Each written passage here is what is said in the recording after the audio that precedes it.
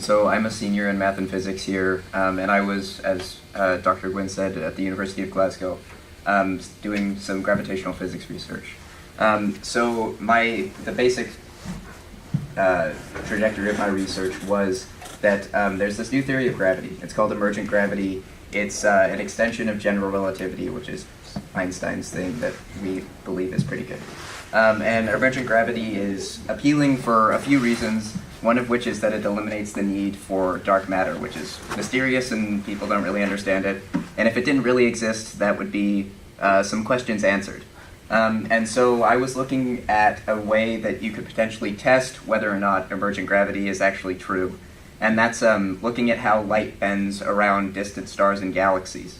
So I was making a computer simulation that would calculate how light would bend around stars or galaxies under general relativity and under emergent gravity, and then it would also check to see if we could potentially see that difference.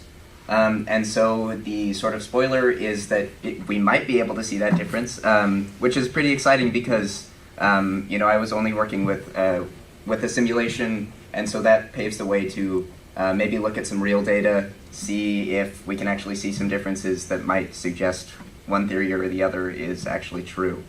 So stay tuned for that in, I don't know when it'll happen, but a long time from now. So as far as my experience with the program was, Arcadia does a nice job sort of organizing some excursions, travel tours, stuff like that for the students. So as Claire touched on, you have the opportunity to do all kinds of things. They organized in Scotland, they have this thing called a ceilidh, which is like a square dance. So they organized that for the students. I wasn't able to go, but that was there. I was able to go and see Sir Walter Scott's house, which is more exciting than it sounds because he was a very eccentric guy. And his house is sort of this big castle-y looking thing with a bunch of artifacts from all kinds of different eras in it.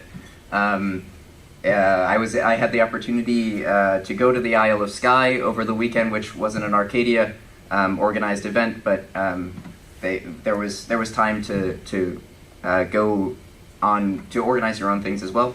And the Isle of Skye is fantastic. It's insert your favorite fantasy novel setting here. That's what it looks like. And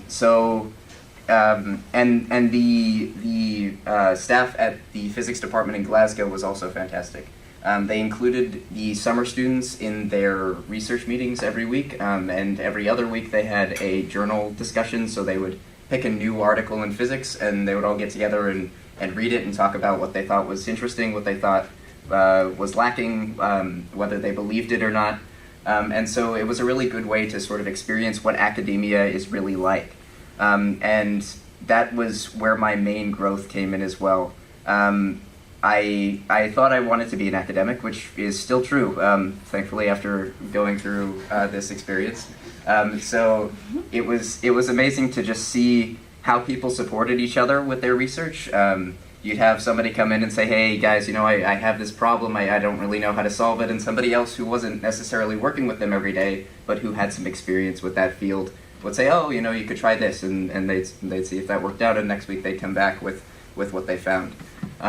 It was also nice to see people's just random thoughts that they had while they were thinking about their work. So one day, one of the professors came in and said, guys, I've figured out how to design a lens that will focus gravitational waves, which is great. Maybe we could make maybe this will be good for gravitational astronomy, which is something that may happen in the future. There are gravitational telescopes like LIGO and stuff. But he said the only problem is the focal length's like several light years away, so we got to kind of work on that maybe, maybe one day.